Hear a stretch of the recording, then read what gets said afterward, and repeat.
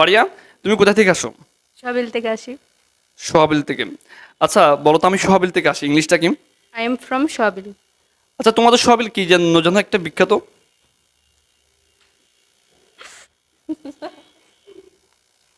বলো বলো, সোহাবিল কি জন্য বিখ্যাত? মিঠা। এটাকে আমরা আঞ্চলিক ভাষায় কিভাবে বলি? মিডে। আচ্ছা, মিঠা বা মিঠা বা মিডে, এটা ইংলিশটা কি? জ্যাগরি। আর একটা কি জন্য বিখ্যাত সোহাবিল? মোলা।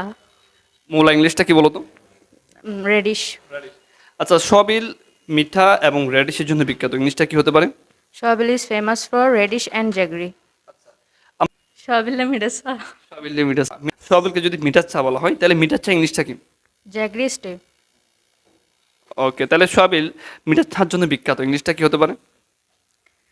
সবিল is famous for jaggery stay. অসাধারণ অসাধারণ।